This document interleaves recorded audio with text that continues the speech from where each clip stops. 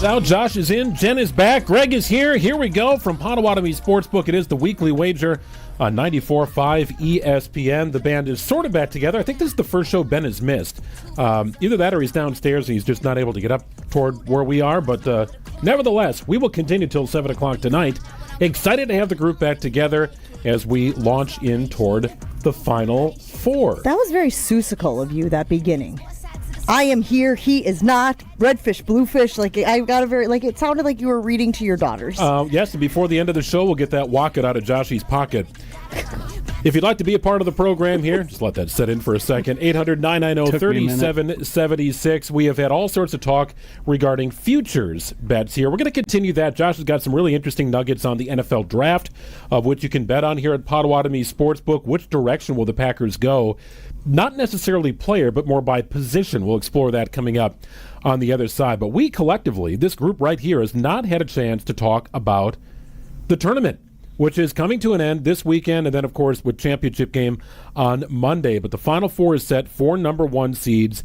Not easy to separate these teams. If you're going to do a power ranking, I think you could be argumentative about it, have a case to be made for a variety of teams to be in a variety of different spots.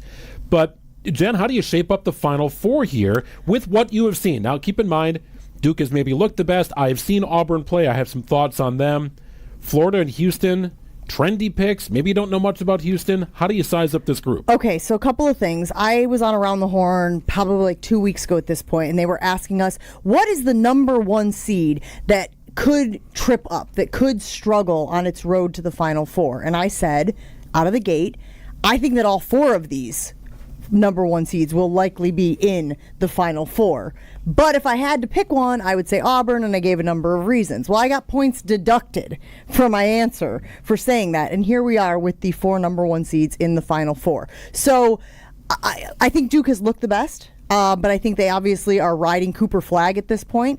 I also am very curious about what the update on, is it Janae? Is that how they pronounce this kid's name? Jahmai Broome? Janae Broome, yeah.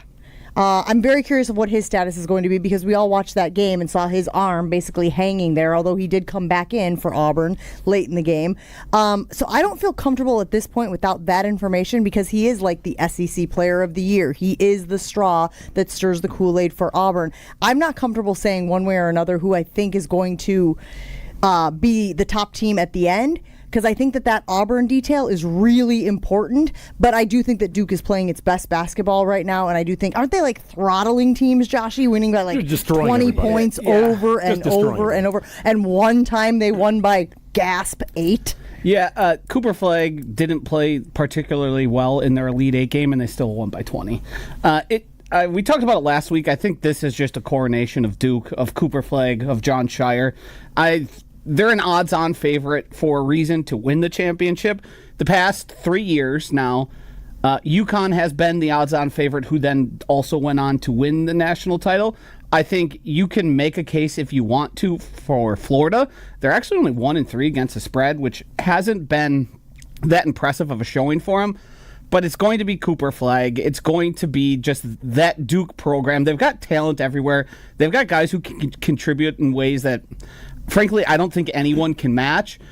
And even when they don't have who's going to be the number one overall draft pick in the NBA draft going at his best, they still are just way too much for every other team. Although Houston is the number one defense remaining in the field, according to Ken Palm. So I'll be interested to see. That's where, Joshy, I would love to hear what you think about the over-under for that game. Because as we said, Duke can score, and they can score in bunches, and they can make the other team look silly out there. But Houston has been doing that from a defensive standpoint. So this is strength versus strength in this matchup. So let me throw out those numbers for you, because I think these games are going to look a little bit different, and the over-under totals would indicate they're going to be different style, different paced sort of games. From what my bracket says, I've got Florida beating Duke, but brackets aside, Florida's a 2.5-point favorite over Auburn. The over-under is 159.5. Points will be scored. I mean, you cannot keep Florida under 90. Like that team can score on anyone. And they beat Auburn, at Auburn, by the way, 90-81 during the course of the regular season. Only had one meeting throughout the regular season. And then there is Duke and Houston. Houston held Tennessee to 50 points. 50. Yeah, they looked horrible. tough-minded team, and some of those were missed shots, Jen. I think to your point, you're right on with that, but they could never find a rhythm in a 40-minute game. So this over-under now, you're looking at 136. Now keep in mind, Duke could put up 90, right? But the over-under is 136. That still feels low to me. Duke is also favored by 5.5. So let's look at these matchups individually. Joshy, what do you like here? Duke, Houston. Let's start first with the spread, plus 5.5 for Duke. Over under 136.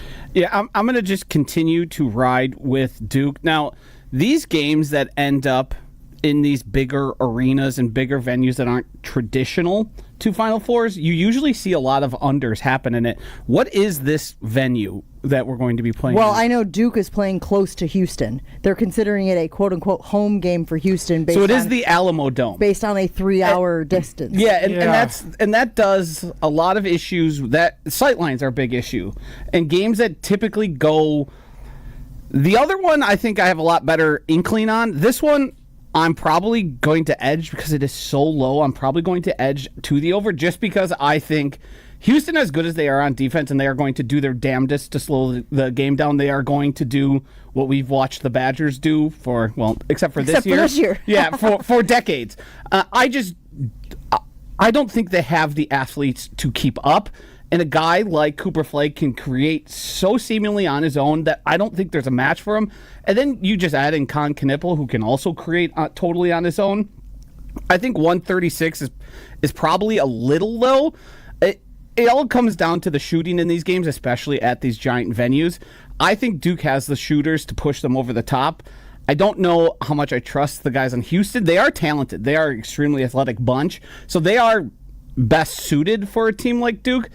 It's in the 60s. I don't know. I don't feel great about it. So even if this game, Jen, even if Duke wins by 15, right? Let's, for argument's sake, let's say they win 80-65, right? Like to me that it's comfortably over where the over/under is, and that would be a pretty subpar performance by Houston, and also kind of below where Duke typically is. So you're saying you want the over. I would take the 136 is too low. Yes, you're taking the over, absolutely. Even though Houston is the best defensive team in the country. Yes, absolutely, because Duke's number 3 option would be a number 1 on every one of these teams in the Final Four except maybe Auburn.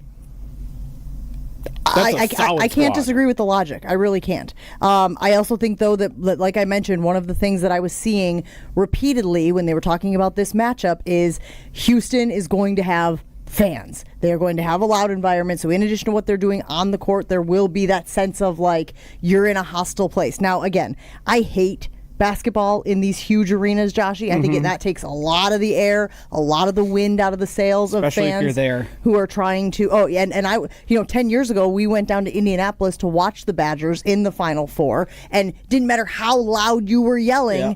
It was still felt like, right. Are we doing anything to help our team?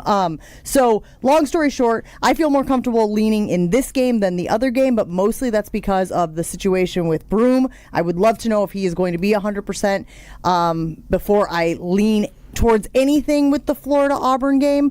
I just think he's too big of a player. He's too big of a contributor to be able to make any decisions without knowing if he's 100%. Without going, let's say Broom is compromised in some way, shape, or form. Their next best player is a freshman point guard, right? So that's quite a big. He's a great player. Don't get me wrong, but to carry your team in a Final Four matchup as a freshman point guard, it's asking a lot. A lot different than in a Sweet 16 game. So I watched Auburn play. I was in Atlanta throughout the portion of last week. I watched Auburn play Michigan. Auburn struggled with Michigan's bigs, and when Broom went to the bench with foul trouble, that point guard took over and he won the game. The point about fans, I think, is really interesting. Because now you got 4 fan bases, right? You buy the session for the Final Four. You're in, right? Whether you're cheering in game number 1 or game number 2, to me, this is more about how the opposing team's fans shift their allegiance, right? Can they sort of drown out the Houston faithful, or do they pile on? And everybody's against Duke. I think there's an interesting component to that discussion. Sweet 16 games, it's different. In Atlanta, it's like an hour and a half away from Auburn. That place was flooded with dark blue and orange. And Michigan State had a nice little sliver of that arena behind the Michigan State bench, but they were dwarfed and drowned out of conversation. So I think it makes a bigger difference in the Sweet 16 and Elite 8 levels But you could have some allegiances develop in San Antonio with everybody against Duke. I'd be very curious to see what it... I don't think there's a lot of Duke fans in opposing fan bases around the country. No, and I think everyone's not going to want to see Duke win, because if their team wins, they definitely don't want to see Duke Probably not. in the championship. One other thing to keep in mind with that matchup, guys, will be the coaching matchup. Shire has shown that he can hang with the big boys, as new as he is taking over for Coach K, but Kelvin Sampson is a really good coach. And there was talk about how he really played a big role in his team winning on the stretch. Sometimes we think that players are so responsible for the success that they have because how much coaching can a coach actually do, 5-on-5 type of thing. But Kelvin Sampson is a really good coach, so he'll have his team as ready as you can be in this situation. The other thing I think it's an interesting little nugget about this, none of these coaches have won a championship before. Amazing. So whoever ends up winning this year, it will be their first time winning the NCAA title, which is kind of a cool little nugget about this group. I like the over 136 on Duke and Houston. I also like Duke plus 5.5. Let's look at Florida and Auburn. So Florida is actually favored in this contest. I think Broom is going to play, but I understand the hesitation there, Jen, because if he is out or even compromised in any way, that's a problem. And keep in mind, as I mentioned, Florida beat Auburn at Auburn 90-81 during the regular season. Florida has sort of steadily stayed below the Auburn radar until very late in the season. They became kind of a trendy pick, Joshy, to win this whole thing. In fact, I picked them to beat Duke in the championship. 2.5-point favorites. What do you think about that line? There's not a lot of separation between these two teams. Yeah, it tells you that these teams are pretty evenly matched, which coming into the season and much through halfway through the season, I don't think people really had these two as this close. This game, we talked a lot about points in the last one, is going to be a points fiesta. Florida simply doesn't go under. I think it's like 11 straight games have gone over the total by an average of 9.2 that Florida's involved in. They shoot, they move the ball, and they have some really good shooters to match. I like Florida on this end. I feel like I've been trying to talk myself out of Florida, and then they just keep finding ways to win. It's taken some heroics, some impressive performances from them, but, that's battle-tested. That's all that tells me right there. I lean Florida here, but it's as coin flip as humanly possible. I do give the edge to just hope it gets to free throws and they edge them out at the end there. What do you make of when two teams have played each other in the regular season and then rematch in a game like this with the stakes on the line? Well, interestingly enough, it happened Tennessee-Kentucky. Kentucky beat Tennessee twice, and then Tennessee blew the doors off of Kentucky. Yeah, so this is the whole entire season of college basketball has been about two storylines: the SEC dominance, and Duke, right? Like that's it, right? And here you're looking at it right here. Yes, SEC dominance. One team from that conference will play for a national title. My gut feeling says it will be against Duke. I don't know what you can put into that. I look at what Florida did at Auburn, and that jumps off the page. Had it been, in Gainesville, impressive win, but that's a home win. They did that on the road at a time Auburn looked like they were head and shoulders the best team in the country. So hostile environment, they handled themselves, no issue there. But still, I also go back to what I watched over the weekend. It took some massive heroics for Florida to pull out that win over Texas Tech. So does that harden you in this sense? Does it not even matter anymore? You talk about being battle-tested, that's good. No team should be short on confidence at this juncture of the game. You've won 3 games. The Final Four, like everything you planned on doing at the start of your season is right there in front of you. So it's hard for me to put too much stock into that component of it, Jen. I would be very surprised, though, if this game doesn't go similarly to that one, which was Florida essentially dominating from the jump. Auburn making a bit of a game of it late, but really, didn't really feel like they were in the same room as Florida for that one. So I would be surprised if this one doesn't end up similarly and that Florida doesn't move on. As far as my bracket goes, which was donezo a very long time ago, like most people, I actually have Duke winning the whole thing. So I guess if I'm going to bet on these games, I would probably align myself with that because I think that Duke still is the team to beat in the field. But for this one here, I would ride with Florida. Couple other nuggets here to keep in mind. The money line bet is Florida minus 148, Auburn plus 120. And the other matchup, the money line bet is Houston plus 205, Duke minus 265. You got to put a lot of change down if you want to make $100 on Duke. Also, understand this. Florida has scored 84 or more points in 9 of its last 10 games. And they've been over 90 like 5 times. That team can score, and it's reflected in the over-under. 159.5. Wow. Do you like it, or would you not? Too rich for your blood type of thing? That is a massive number in a 40-minute game. And when you talk about sight lines and you know what I mean? Like just trying to get adjusted here. There was an interesting prop bet that I saw here at Potawatomi Sportsbook. Both teams to score in the first minute. Yep. This is interesting. Now think about this. Yes, plus 125. No is minus 177. You'll get a practice in that cavern, but how long does it take? It would have been a good question for Ben Brust, right? You're looking at a dome. You've never played in a dome quite like that before. Probably takes a second. Yeah, I definitely think it does, and there's feeling teams out, and it's just things start awkward in a lot of games. You rarely see teams come out and they're just absolutely firing.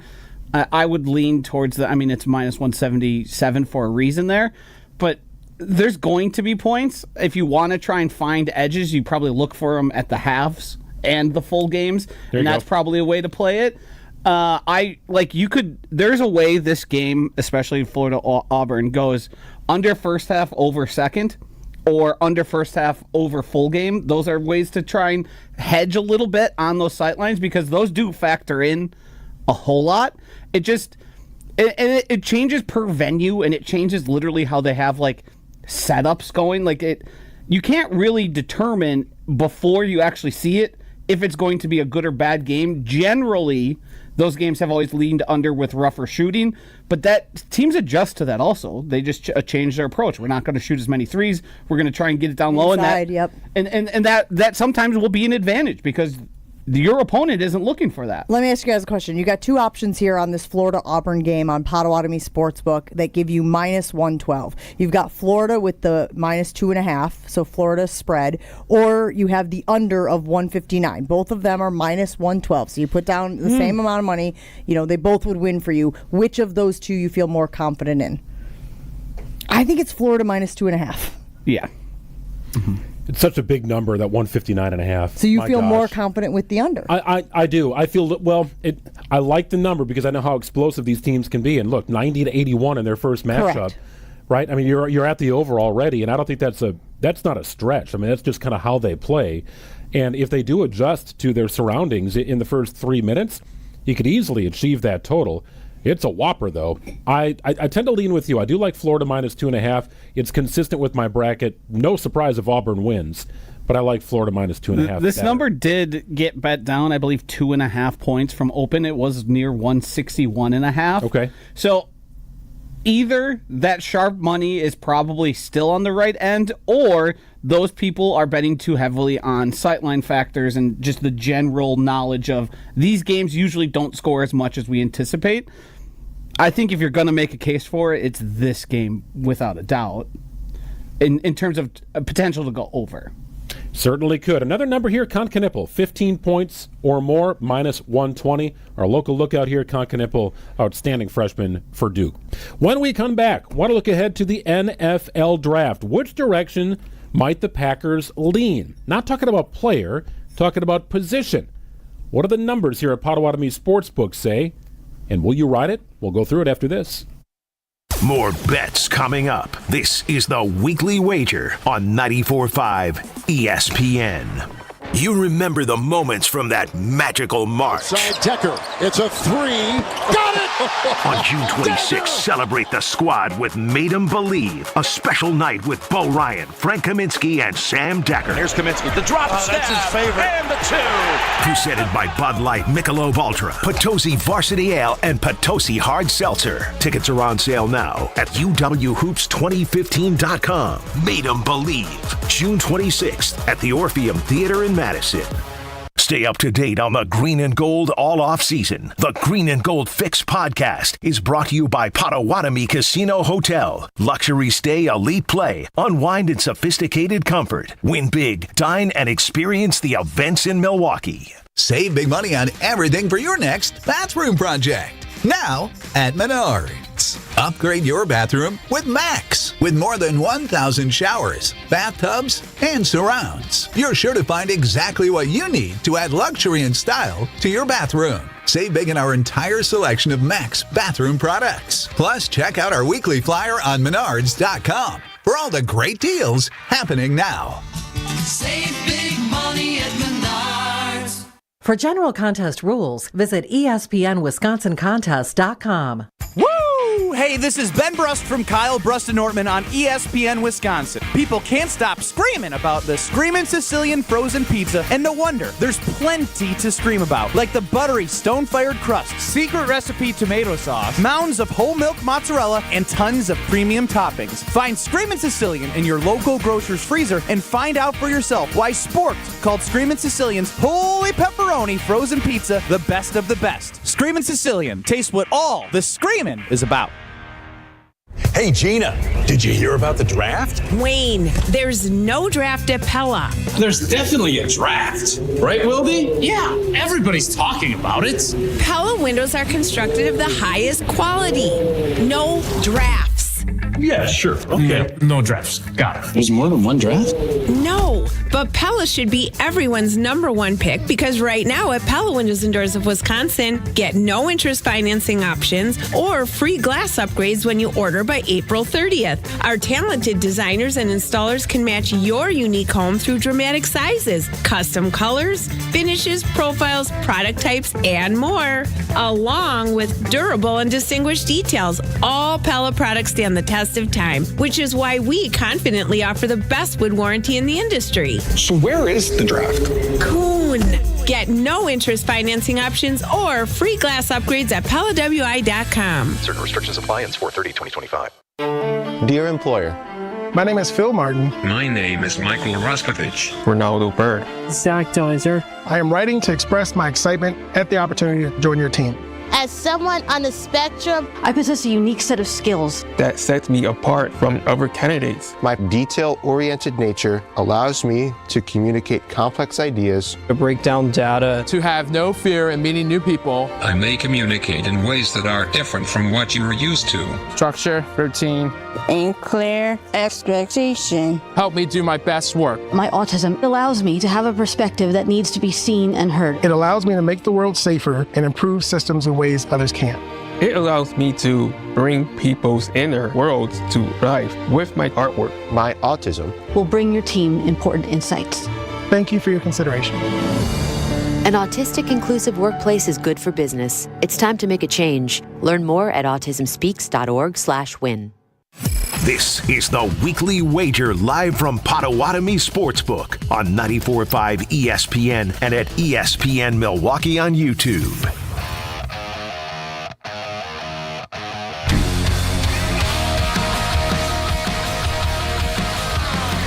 Well, if you've not made arrangements to be down here at Potawatomi Sportsbook for semifinal weekend here in the championship game of the NCAA tournament, make those arrangements. I had a couple of friends pop down here. They said it was incredible. They said it was Super Bowl-like atmosphere with the games going on the first weekend of the tournament, which I do not doubt. This is the place to be for your sports viewing and, of course, sports betting, Potawatomi Sportsbook, where we continue with the Weekly Wager. Greg Matzik, Jen Latta, and Josh DiMaggio in for Ben Brust. We've got the NFL Draft coming up here in a little less than a month. That is hard to believe. We are on countdown watch here for the NFL Draft, of course, in Green Bay for the first time ever. And everybody's curious to see which direction the Packers go. Packers don't have a ton of picks this year. Brian Gutekunst typically likes to have swings at the bat. Swings with the bat, swings at the plate. He likes to swing the bat, Jen. Usually better with bites at the apple. Bites at the apple. Somebody come up with something and bail me out here. We'll go with that. Nope. Fair enough. Leaving you hanging. The Packers have leaned defense for a number of years. It seems like you'd take Jordan Love and move him aside, Jordan Morgan, the occasional offensive lineman who is selected in the first round. It seems like defense, or the rare occasion where an offensive lineman or a quarterback is taken, but skill positions rarely end up in the Packers' purview in the first round. And it's influencing the numbers here, Josh, because you can bet on which direction, position group, the Packers will go in with their first pick, their first drafted player, not necessarily their first round pick. Yeah, their defense leads the story, as usual, with Brian Gutekunst. I think there's interesting, because last week Ben and I talked about this same conversation, and we hadn't heard Brian Gutekunst talk, who spoke at the owners' meetings in West Palm or just Palm Beach, and said when it referred to the leading bet here, defensive line or edge, so you're technically getting two positions there at plus 150, he did say they felt like those issues were mostly coaching. He hinted at that. He wouldn't say it explicitly, but he said, we got the guys there. We just need to be more consistent. Now, there's cornerback. Obviously, the Jair conversation has been looming and is still out there. Cornerback is plus 175, followed by the pick that hasn't happened in 20-plus years since Javon Walker, plus 300 wide receiver. And up next is offensive lineman. I think the fact that you can get defensive lineman and edge at plus value, to me, seems like an absolute home run. If you look at the Packers' top 30 visits and the guys they typically bring in, they signal directly, this is where we're planning to go, and these are the guys we are looking at. Sometimes they even go so far as to bring in everyone except for the guy they want to draft in the first round to try and provide some sort of subterfuge. But what they've done so far is have Shamar Stewart, the defensive edge from Texas A&M, excuse me. They had James Pierce from Tennessee, and they also had Michael Williams from Georgia. All of those guys are edge rushers. All of those guys are projected to go in the first round. I don't think Goody is running some big fake out here. I think he's planning to go edge or defensive lineman, because you can make a case for some of those guys.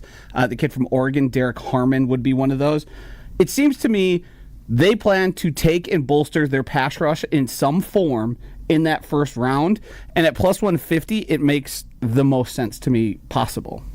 I really like the logic there. I think Joshy always does a great job of knowing the draft board. He obviously knows the Packers really well, so I really like the idea of, and oh, by the way, you're getting the two positions there for the price of one at plus 150. That feels like a good way to go. We had a conversation on Jen, Gabe, and Chewy earlier this week because one of the other things that Brian Gutekunst and company talked about was the movement on the offensive line. And I said, does this mean, guys, now that they've got these spots all locked up, well, there is a competition for left tackle, obviously, that should shake out as the offseason continues. But the guys were like, this does not mean that they are content with the talent they have at that position. Joshy, I believe you were one of the guys who said if there's somebody there that they really like at 23, Brian Gutekunst would run. He would fly Delta to hand over a card with an offensive lineman there. I like that as the other option. What was it? I don't have it in front of me. Plus 375 for offensive linemen. So that's the other one that I would eye with a bet. I agree with the wide receiver thing. I think Brian Gutekunst thinks he can get talent. I'm not saying top tier talent. I'm not saying superstar talent. But I think Brian Gutekunst thinks he can get just fine, sufficient wide receiver talent later. And I don't think he wants to give that draft capital, that first drafted spot, to wide receiver, and I think he thinks they're good at cornerback. And again, like you guys said, until the Jair thing shakes itself out, we saw the video today of Jair Alexander working out with Xavier McKinney. Don't know what it means, but put it out there as a data point to consider. I like defensive lineman / edge, and I like offensive lineman for the direction I think Brian Gutekunst goes. So the numbers are really interesting here because there is a massive drop-off. A massive drop-off to the point where I wonder if you could find value behind a bet at a different position. Defensive lineman and edge, plus 150. Cornerback, plus 175. Wide receiver at plus 300. I'm staying away from that with a 10-foot pole. Not touching it. Last time the Packers took a receiver with their first pick was Jordy Nelson in 2008. And he was a second rounder, but that was their first pick of the draft. I don't see that direction for the Packers. Offensive lineman at plus 375, I would not be surprised. In the trenches seems to be where I think you'll find the value. So they're good at safety, comfortable at tight end. Running back, I think, is fine. And you rarely see a running back go in the first round anyway. Quarterback specialist, I think that's off the table. Linebacker, I think, is kind of interesting. I think they like the pieces they have, and they found Adrian Cooper in the second round. That's great, right? They've got players who are can there sort of any fill that linebackers, role. Joshy, that are popping off the screen in the first round? I've been doing a ton of research in the last 48 hours, just getting ready for the draft in Green Campbell. Bay. So is really the one, and then there's the other kid from Georgia who's traditional linebacker as well. His name escapes me. The reason I bring it up with linebacker is you've got a guy, a potential stud. He's a stud, right? He'll get defensive player of the year votes at some point, I think, in his career, Adrian Cooper. I don't think you know what's going on with Quay Walker long term. right? Are you going to rest on Isaiah McDuffie to help you out? Eric Wilson's gone, right? There is not a lot in that middle linebacker position. But first pick, I'm sorry, I want to be clear. First drafted player, I don't see it, man. It's rare, right? It's rare. The Packers haven't done that with a linebacker. They've done edge, right? They've done the Nick Perrys of the world and so on. Lucas Van Ness, technically a linebacker, but more of an edge rusher, right? It's an intriguing position, but it's not. There's a reason it's at plus 3,500. It's the best of the flyers, in my opinion. Yeah, that's the only place I would consider looking, because you can make a case for maybe they're done with the Quay Walker sweepstakes and they're ready to move on. Isaiah McDuffie was paid nothing more than a backup. Whatever he gets out of him, he has incentives in there, which are going to be based on playing time and probably production, but they view him as a plus option on special teams, and if we don't have to play this guy, it won't be any sweat off our back. Obviously, they have Tyron Hopper, who was a fairly high draft pick last year, who basically didn't really see the field much at all until later in the season. I think if we're going to be talking units here, and your average bet is $10, put 5 on this if you're thinking about it.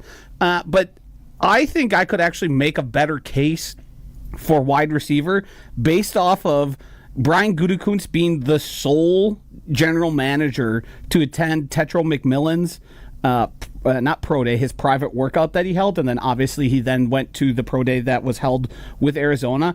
I think there's a case to be made that if they view that guy as a top 12 talent that the rest of the NFL does not, for whatever reason, be it his 40 time or whatever, Brian Gutekunst has his trends and he follows them pretty closely, but when they think there's a special talent that they have to break one or two of those in, and that would be his 40 time, was probably a little less than they would liked, but the guy's like 6'5", takes over games himself.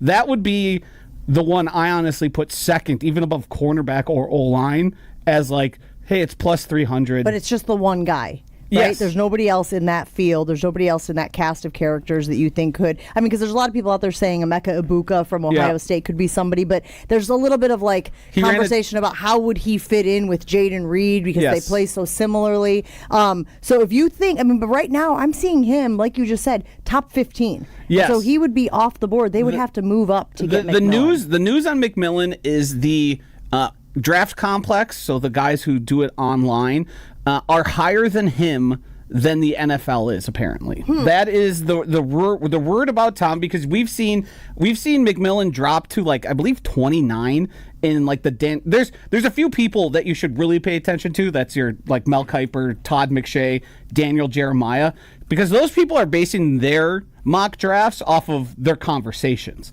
Most of the people you see who are throwing them out there, they're just, here's where the consensus board ranked, and I'm going to pick and choose based on needs. I think there's a case to be made for him not being as highly valued as he currently is via the online sphere of the draft industrial complex. That reminds me a lot of Brandon Ayuk. The draft, the Packers ended up with Jordan Love. They were infatuated with Brandon Ayuk. Yeah. Thought they were going to end up with Brandon Ayuk, and then woof, 49ers came in, traded up, got ahead of the Packers, right, took Brandon Ayuk. The Packers ended up with Jordan Love. I'm sure they're fine with that overall. But I remember Brandon Ayuk being that one guy. Some people had him as a top 12 pick. Others had him at like 28, 30, right? Yep. It was interesting. He became kind of talented, right? It just kind of a polarizing guy. But it happened later, but remember how the Vikings reacted when the Eagles drafted Jalen Reagor over Justin Jefferson? Sure. It was like they threw a party because their grades were so disparate and so far apart between those two players, and the Vikings ended up being Hall of Fame right on that. Jalen Reagor is like struggling to find a practice squad to stay on, and Justin Jefferson is just one of the best receivers in all of the NFL. Positional scarcity, that's the thing, right? Because to Jen's point, that name, that guy you're looking at to fulfill your bet at Potawatomi Sportsbook could be off the board 4 picks before the Packers select, and all of a sudden they got to pivot. Well, and I will say this, the other thing, and Josh, I'm sure you're seeing this trend as well, is as I have been trying to excavate information on these guys who are projected to go in the first round, it feels like there are a lot of linemen. Defensive and offensive. So again, if you want to hedge your bets that way and go, which positions have the most top tier talent? from what I've been seeing, those are the positions where my point is this. If I'm looking at the top 20, I'm looking at top 32 players on a mock draft, there might be 6 of them that are defensive linemen or offensive linemen as compared to 2 wide receivers, so maybe there's more value there. It's really interesting, and we'll continue to dive into this. Josh, keep track of the numbers here, right? Keep track of the numbers, see how they shift with the Packers in regards to position groups as they start to pop up or show interest and pro days and all that kind of stuff is happening. I'm curious to see if the lines will change. Final thing in the draft, Jen, Cameron Ward seems to be the consensus first overall pick. Quarterback out of Miami. He is minus 2,000 on the board here at Potawatomi Sportsbook. Abdul Carter from Penn State is plus 800. Here's the question. I've asked this of Ben. I've asked it of Josh. I'm going to ask it of you. Do you look at minus 2,000, knowing how much cash you got to put down to get $100 back? Do you look at it like a shoe-in? I can't lose a quick way to make $100 with a bet like I that. don't, because there's so much smoke and mirrors this time of year. Like these guys are all paranoid that run these front offices. Very rarely do you want other teams to know what you're going to do because you're worried about them, attacking your thought process. They're trying to somehow weasel in. I don't trust any of the information that's out there. I still think Abdul Carter could go number 1 off the board. I still think that that's something that could happen. I still think that there could be trades. I appreciate that they need a quarterback and he's the best quarterback in the field, but not ready to say it's a sure thing. I've just watched too many drafts. You guys know how this is. Like, there's just too many drafts where we're like, so-and-so's going to be the number 1 guy, and then whoop! Yeah, it's Marvin Williams, Reggie Bush all over again. The Texans did what? Mario Williams. Marvin Williams. He's played for the Bucs. That would have been a hell of a pick. Tell you what, that guy's 6'9", run him out of tight end. Cameron Ward, the odds-on favorite to go number 1 in the NFL draft. April 24th, and we will be there with ESPN Milwaukee. We have our best bets coming up in the final segment of the program. When we come back, some futures. Looking ahead to the postseason here in the NBA, some interesting nuggets in one very strange line that I see here on the board at Potawatomi Sportsbook. I want to get Jen and Joshy's thoughts on this after this. We're back talking bets after this on the Weekly Wager on 94.5 ESPN. Panic strikes as you realize on Wednesday that Thursday is your anniversary. The reservations being secured. We'll see you at 8. The gift being purchased. Yeah, you've got this. Just like Associated Bank's got you with early pay up to 2 days early on direct deposits. So even though they call you Last Minute Lisa, we'll make your last minute scrambling a bit easier. You've got this with early pay from Associated Bank. See associatedbank.com/checking or ask a banker for details. Member FDIC.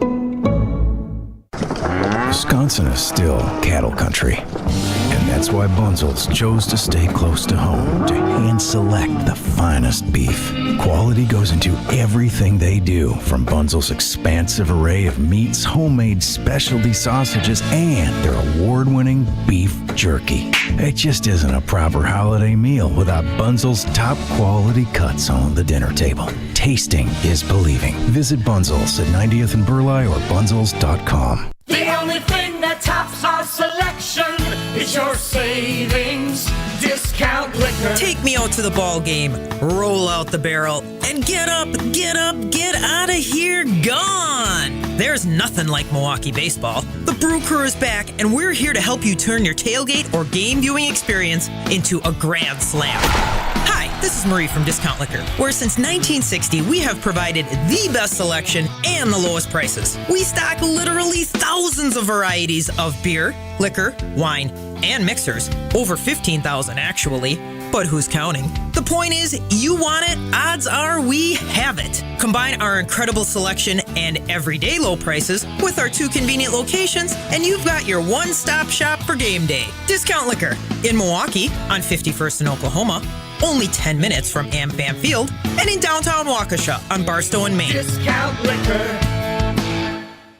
Some road trips are about the journey, others are where they take you. And sometimes, the best destinations are just across the Wisconsin border. There you'll find Higher Love stands out with the largest selection of products at an unbeatable value, making every trip worth it. Less than an hour from Green Bay and just over 2 from Milwaukee, Higher Love in Menominee is closer than you think. Come see why they are voted best in Michigan. Also find them in Ironwood or any of their 9 UP locations. Start your trip at findhigherlove.com/CBD. Hi, Drew and Jonathan Scott here, reminding you that a lot of life's firsts are better with help from American Family Insurance. Like your first home expansion or your first big lightning strike. There's a first for everything. Get the right home policy at the right price with the right help from American Family's agents. Life's better when you're under American Family's roof. Insure carefully, dream fearlessly. Get a quote and find an agent at amfam.com. Products not available in every state. American Family Mutual Insurance Company SI and its operating company 6000 American Parkway, Madison, Wisconsin. Experience, knowledge, results. That's what really matters when you need help after a serious truck accident. You'll need a lawyer experienced in fighting and winning for people just like you.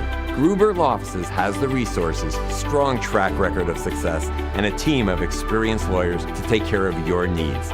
We've successfully helped people injured in big truck accidents for more than 35 years. Gruber Law Offices.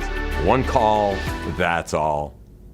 No shortcuts, no compromises, just the job done right. At Exterior Pros, we don't just meet expectations, we crush them. Every nail, every window, every shingle is a step toward your home's next chapter. From the moment we start until that final reveal, we're committed to making your home better than ever. Quality products and craftsmanship you can count on. Go to the pros for your next project. Get started today and save $2,000. Visit extpros.com or call 262-800-4274. That's 262-800-4274. You're listening to the Weekly Wager live from Potawatomi Sportsbook on 94.5 ESPN and at ESPN Milwaukee on YouTube.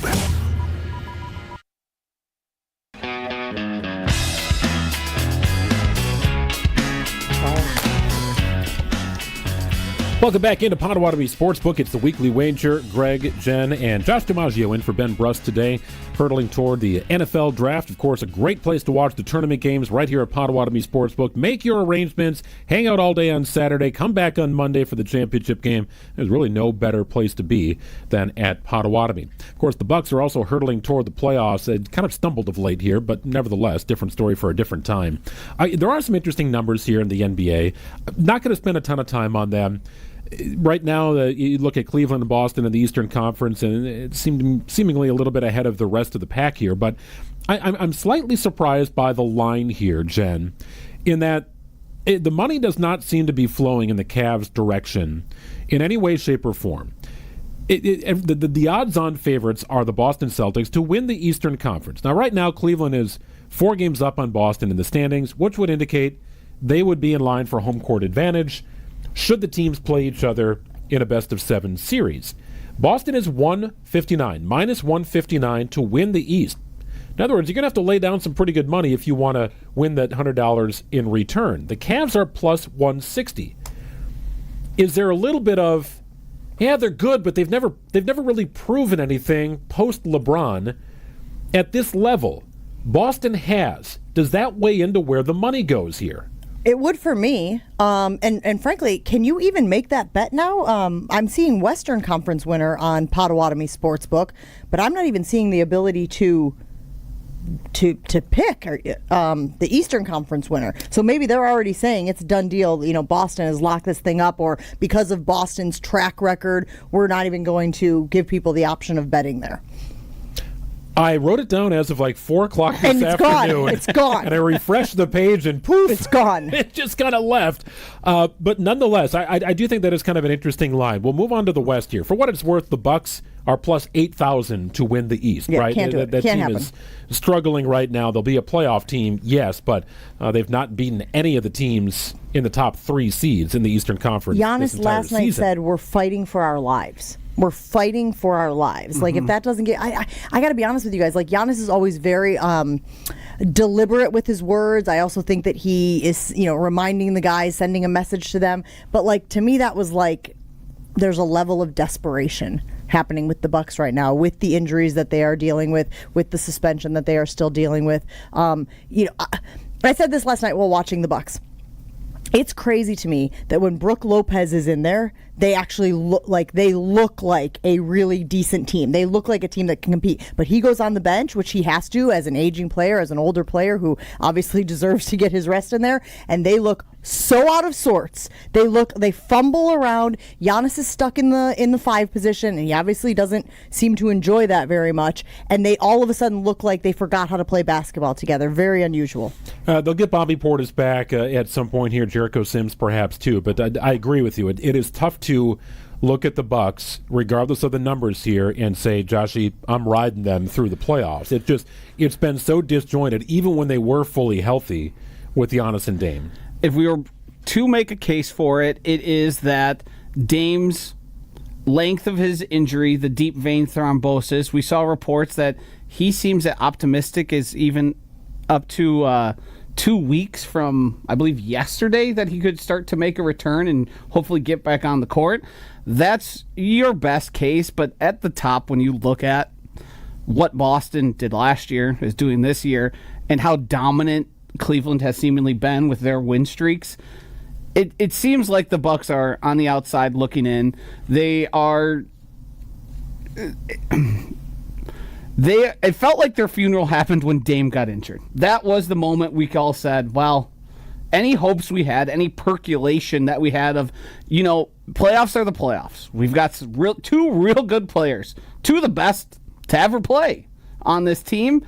It just doesn't seem like things are going the right way. It seems like the team's aged out, and they just don't have what it takes to propel them past a team like Boston. Just to your point about the bets on here, I had written down earlier Evan Mobley for Defensive Player of the Year. I don't know what the odds were because that has also disappeared since I was researching this afternoon. So, but again, I was going to give people like, hey, if you're looking for a future bet to make, look at Defensive Player of the Year. I like what Mobley has done, and I liked the numbers that were there. I couldn't even tell you what they were anymore, Joshy, because they've since disappeared from the screen. There's a lot of poofing going on here. What's happening? Why is there so much poofing? I would imagine there's been some action put on those that has caused them to react because you're talking about winning the Eastern Conference, which we would have to have the playoff series play out, the seedings locked in for them really to have any idea. Sure. So it would mean that there are people probably making their decisions now to get ahead of whatever's going to happen once everything's finalized. Oklahoma City plus 150 to win it all. They'll go for their 70th regular season win tonight. Pretty amazing total.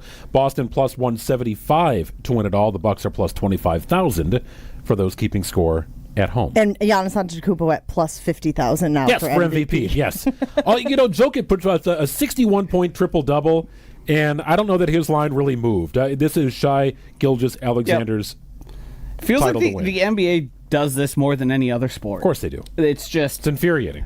There's a guy that gets coronated early in the process, and nothing that happens after that matters. All he has to do is keep playing well. And not get injured. Yes. And it's written. That's just kind of how it goes, and I think the markets have reflected that pretty much since like the midpoint of the season. Yeah, I would say it before the unofficial halfway point of the season or the All-Star break, right? Yeah. We were riding Shai, Jokic, and Giannis top three, and then Giannis has really faded off. When we come back, of course, we've got our best bets that you want to ride or fade. It's up to you, but we'll have those for you before the end of the program. A couple quick baseball nuggets as well now that the season is up and running.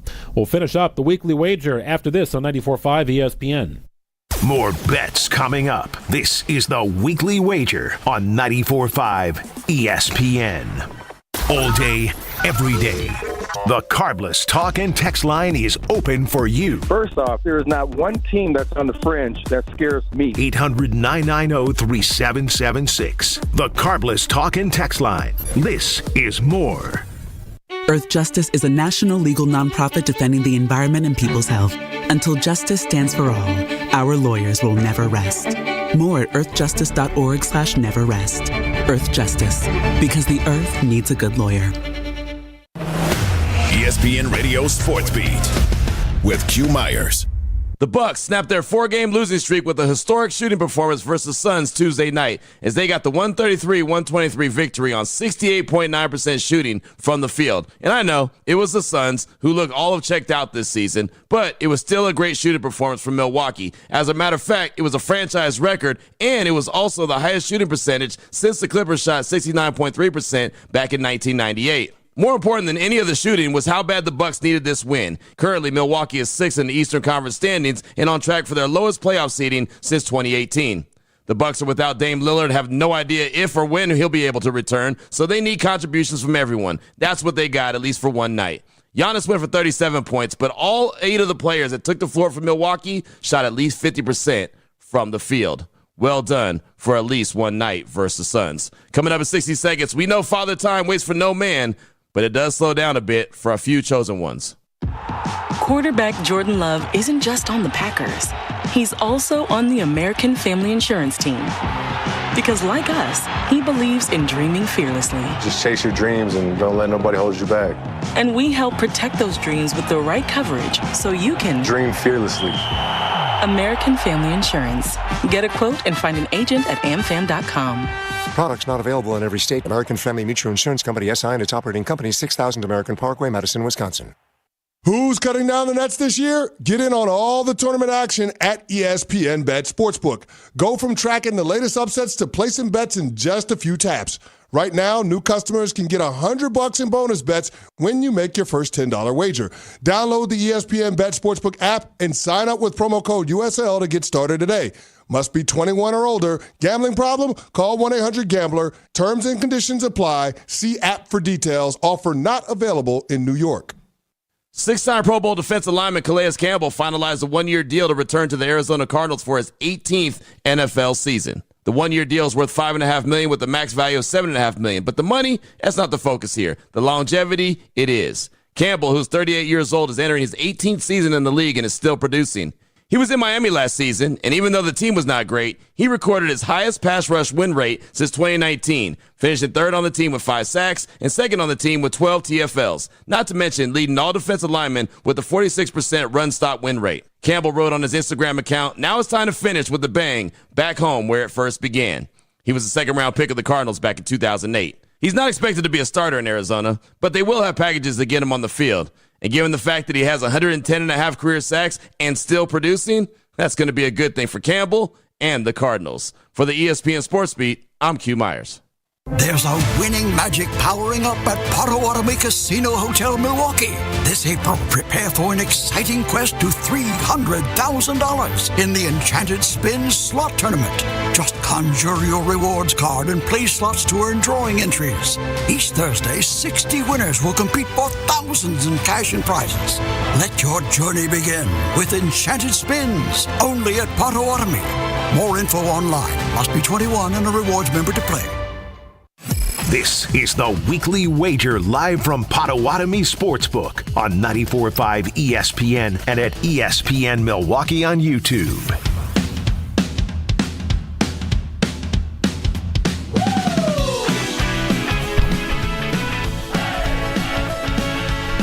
Greg Jen and Josh DiMaggio wrapping up the Weekly Wager from beautiful Potawatomi Sportsbook. We're in the VIP deck, so you can't really see us per se if you come down here, but just get comfortable downstairs, grab a nice cold drink, some food coming out of the kitchen. It's delicious, and anchor in, watch some games. The games will be on, I can promise you that. It's a 2,000 square foot video wall here at Potawatomi Sportsbook. I did not get a dessert today, although I feel like I should before I leave. I feel like I've earned it. I was going to ask, you feel like you've earned it, big guy? Yes, absolutely. A little run, a little workout before the show, energizing, and that cookie skillet looks pretty darn good to me.